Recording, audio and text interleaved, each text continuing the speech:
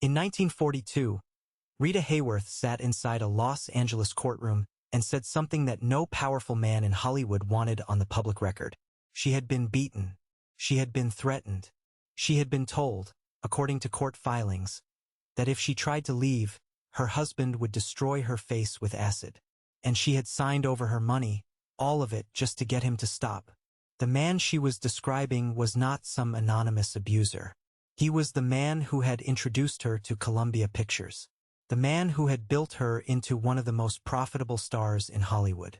The man the industry had quietly accepted as her handler, her manager, her husband, in that order, depending on the day. His name was Edward Judson.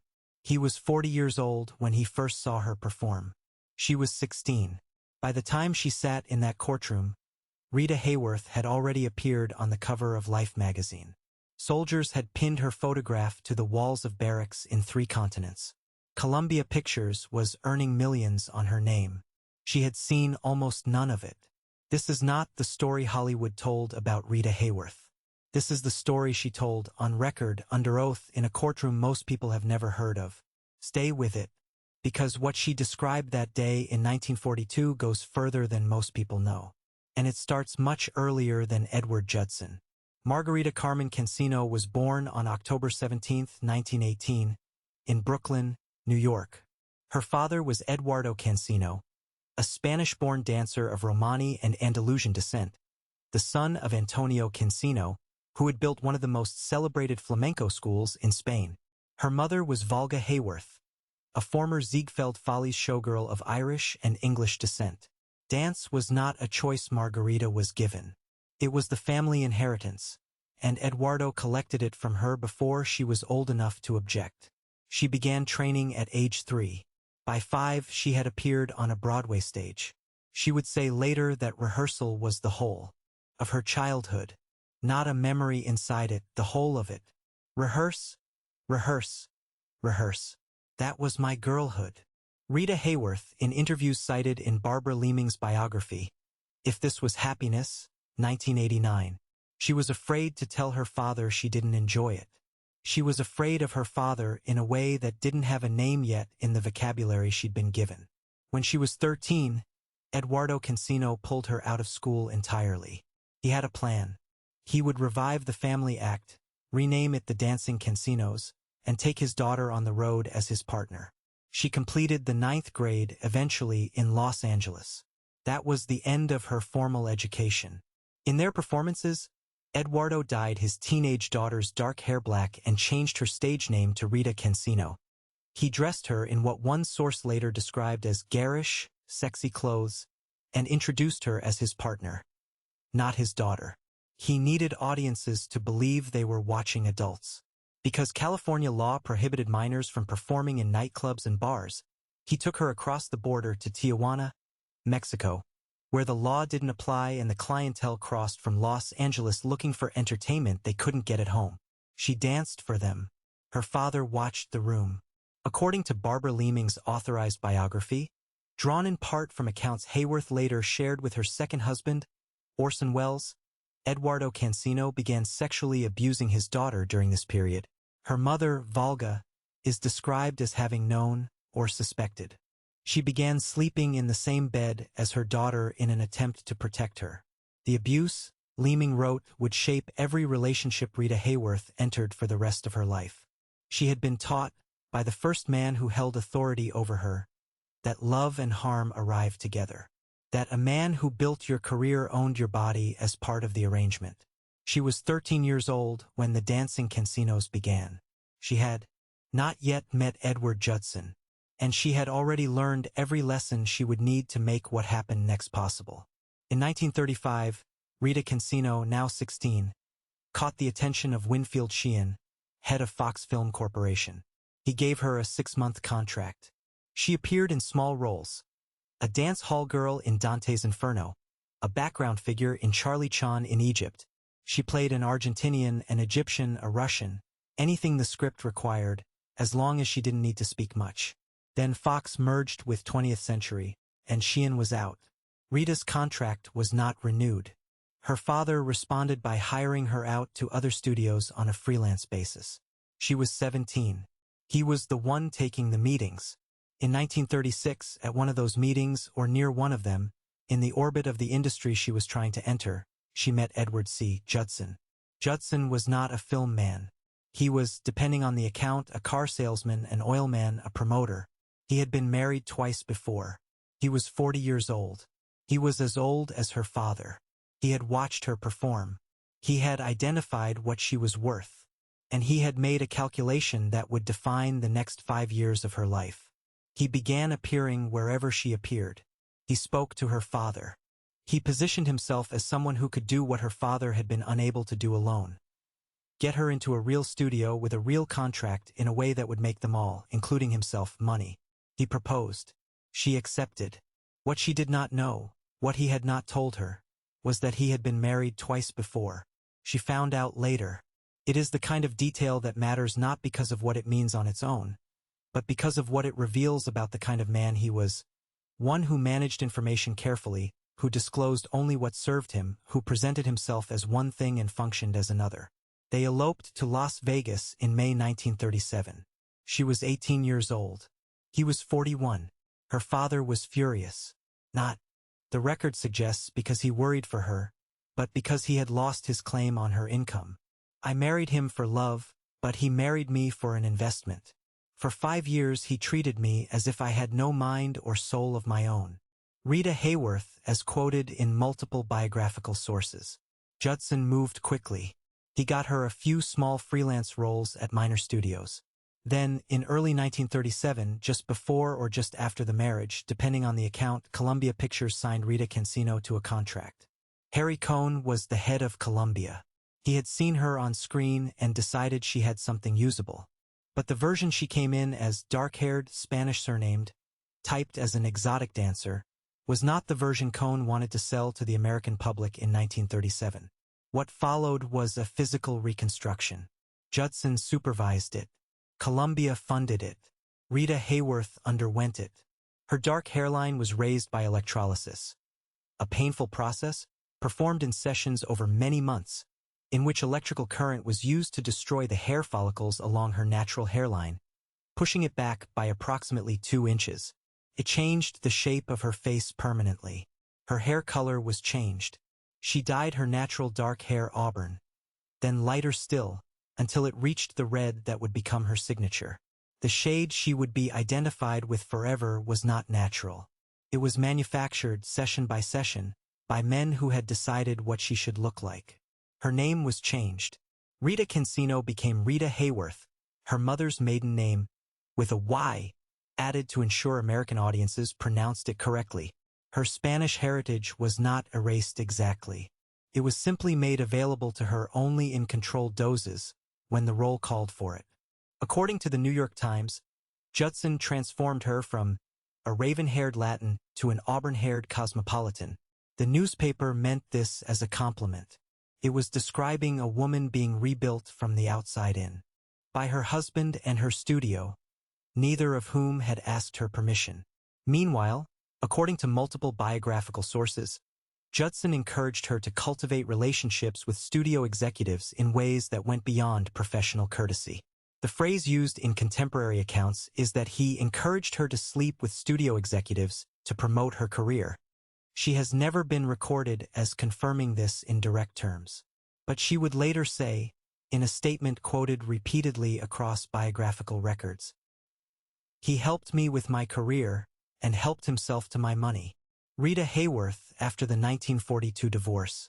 6 words, loaded with everything she chose not to expand on.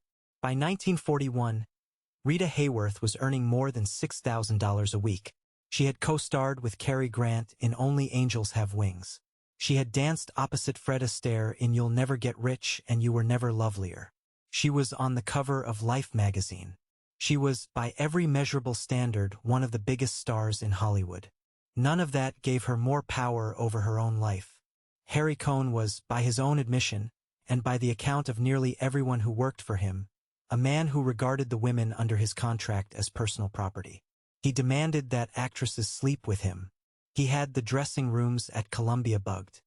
He imposed financial penalties on women who refused him or who he felt had defied him. Rita Hayworth later called him a monster, not as a rhetorical flourish, as a statement of documented fact. He was very possessive of me as a person. He didn't want me to go out with anybody, have any friends. No one can live that way, so I fought him.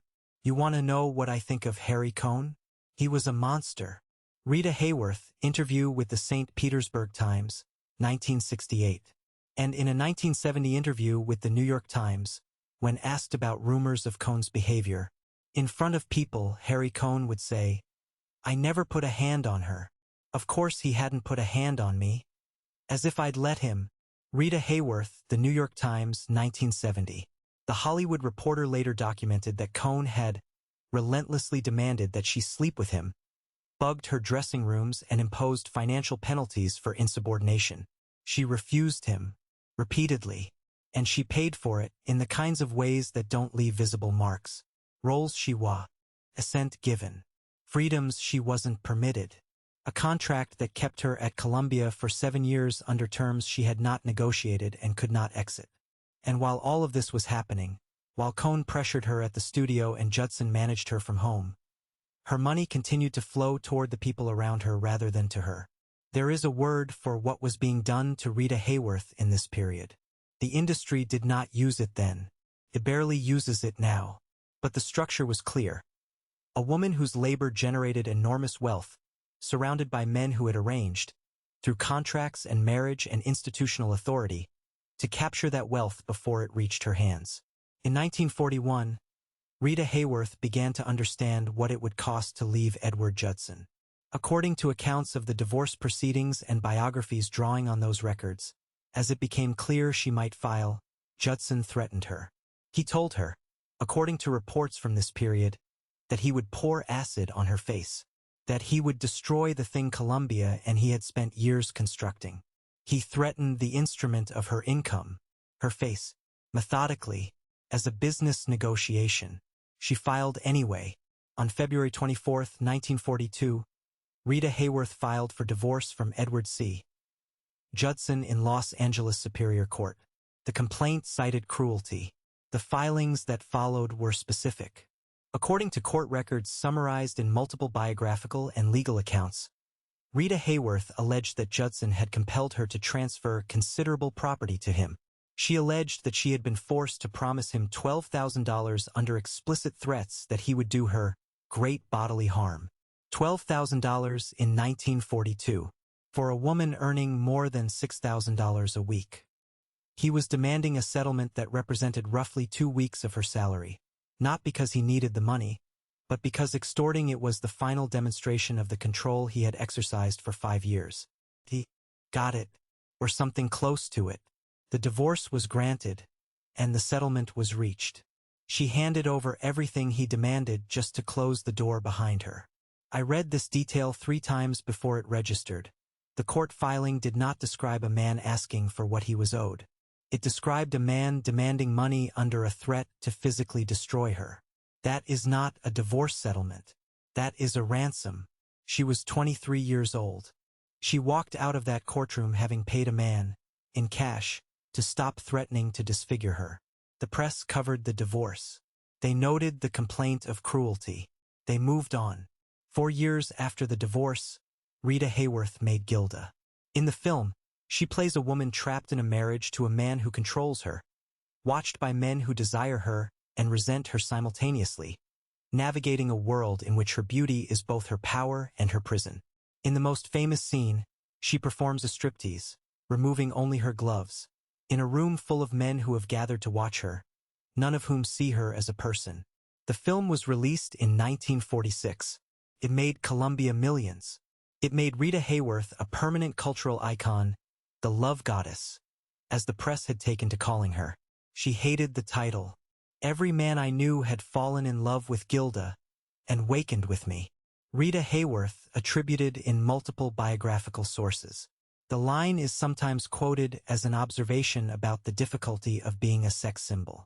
It is also, if you know what you know about her history, a precise description of a woman who had spent her entire adult life being mistaken for the character men had invented around her. Gilda was not Rita Hayworth.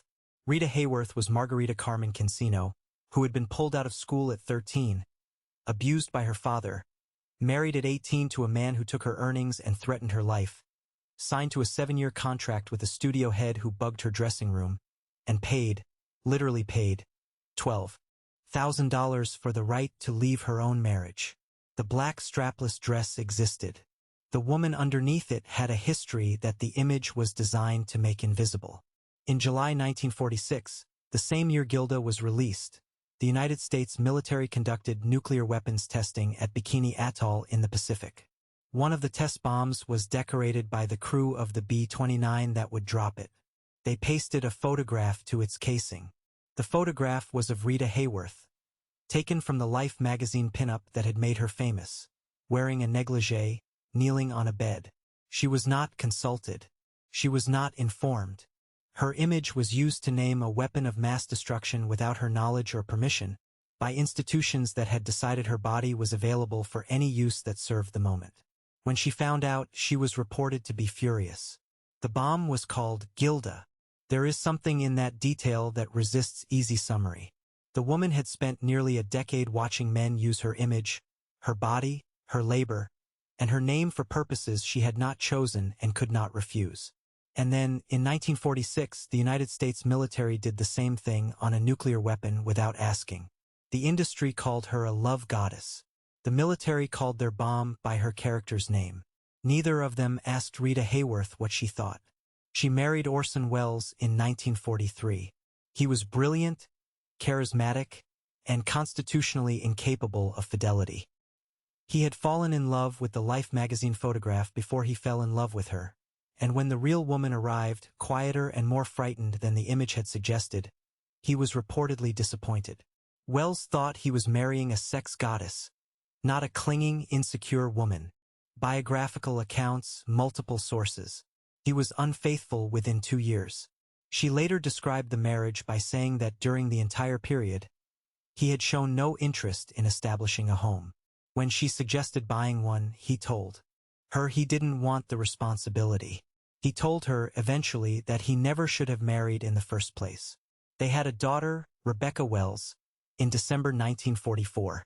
They divorced in 1947. She called Welles the great love of her life. She went to Europe. She met Prince Ali Khan. She left Hollywood to marry him in 1949, a decision that made headlines around the world and enraged Harry Cohn, who saw his asset walking away from his studio. Their daughter, Yasmin, was born in December 1949. Khan was charming and serially unfaithful. The marriage dissolved within 4 years. Then came Dick Haymes, a singer with significant legal and financial problems, who married her in 1953 and divorced her 2 years later. And then James Hill, a film producer, and the marriage Charlton Heston once described as a marital massacre in his memoirs. After witnessing Hill heap what Heston called obscene abuse on Hayworth at a restaurant in Spain until she was, in Heston's words, reduced to a helpless flood of tears, her face buried in her hands. 5 marriages. 5 men. Each one a variation on the same architecture.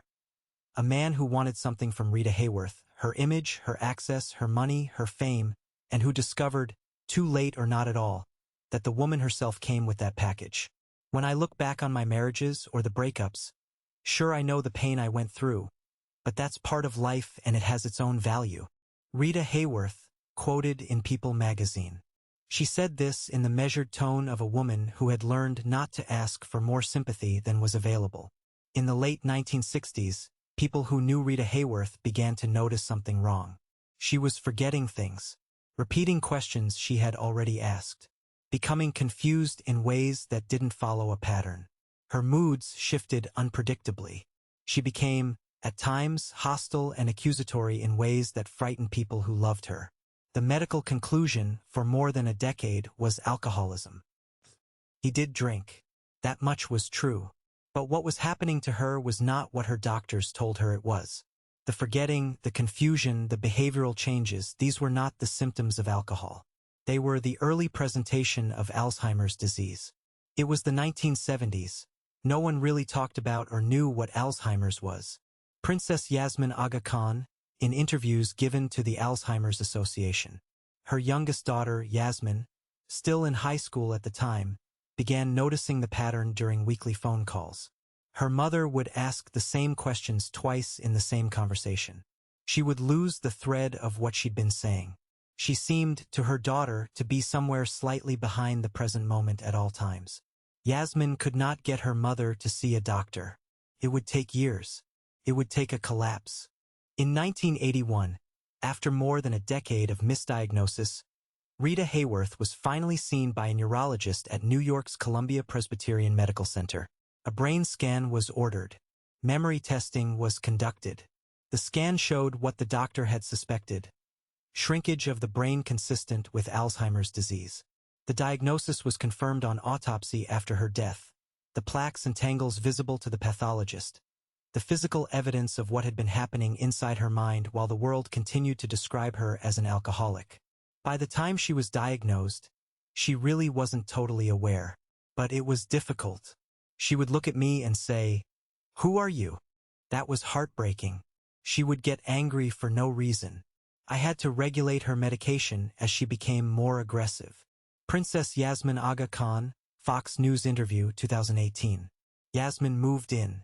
She became her mother's primary caregiver for the final 6 years of Rita Hayworth's life. She bathed her. She managed her medication. She sat with her when she did not know where she was or who was in the room with her. Rita Hayworth died on May 14, 1987, in her New York City apartment. She was 68 years old. When she died, she became, in a painful public way, the first famous face of Alzheimer's disease. Her diagnosis had been announced publicly in 1981, and in the years that followed, the conversation around dementia began, slowly, to change. Federal funding increased. The Alzheimer's Association, still a small organization in 1981, partnered with Yasmin to raise awareness. The Rita Hayworth Gala has since raised over $75 million for Alzheimer's research. The woman who had spent her life having her image used for other people's purposes finally had her name attached to something she might have chosen: the protection of people whose minds were being taken from them slowly, without their consent. Go back to 1942. Go back to the deposition and the woman sitting inside it who been abused by her father, rebuilt by her husband, leased to a studio head who bugged her dressing room, and threatened with acid if she tried to leave. She sat down. She answered the questions. I was told what I was signing.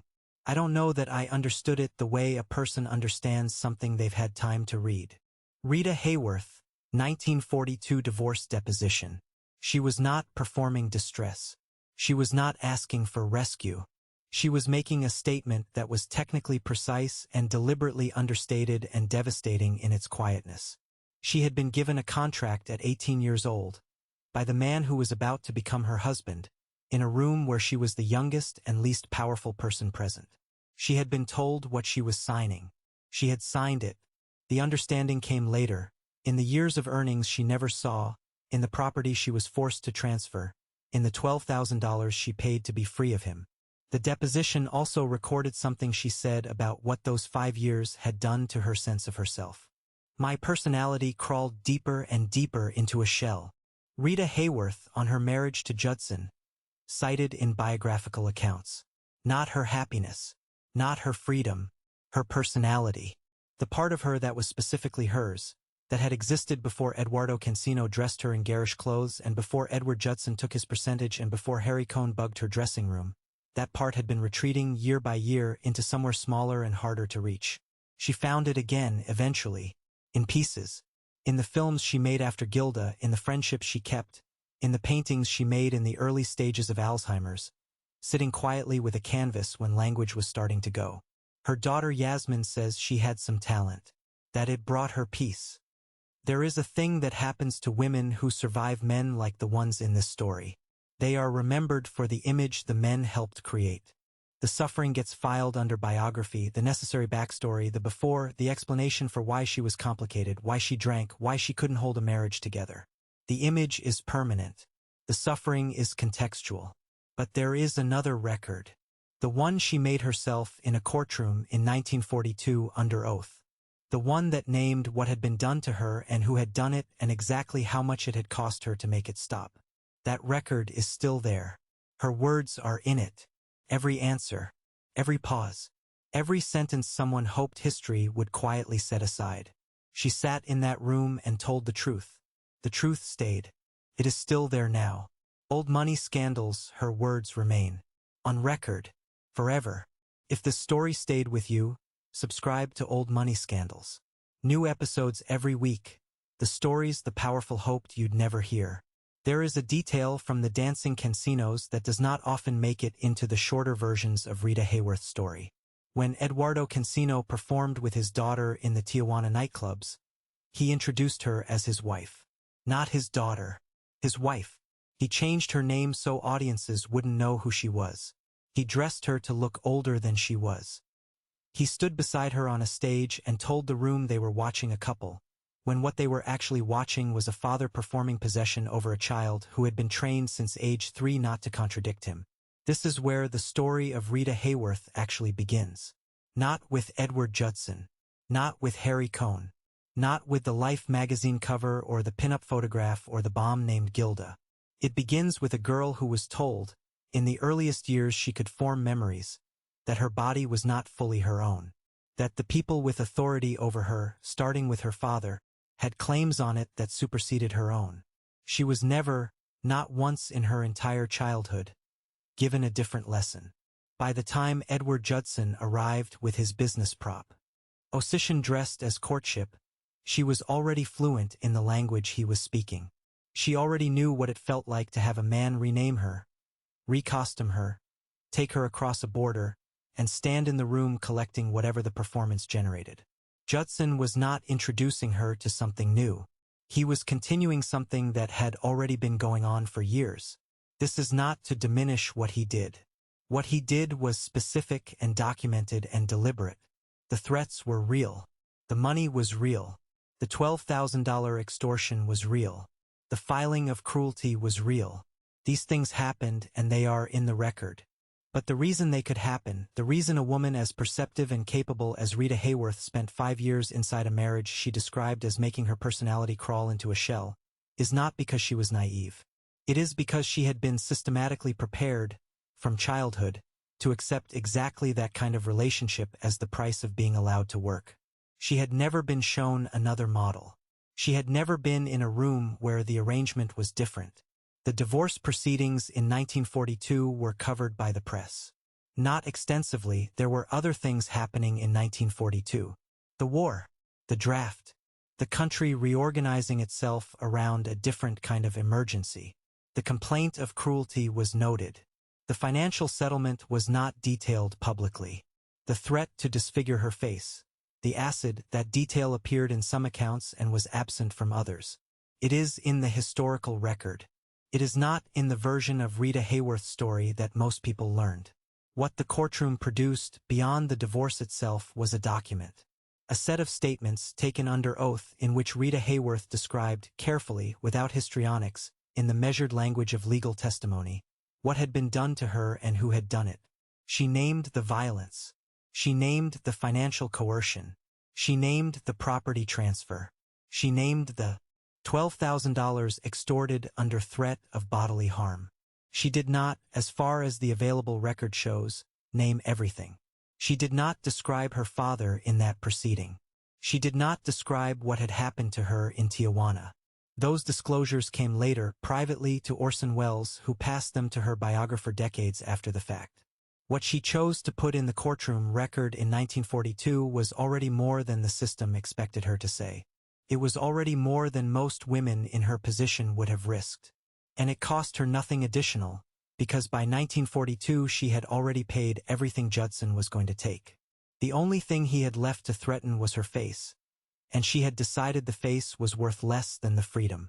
That is the calculation she made.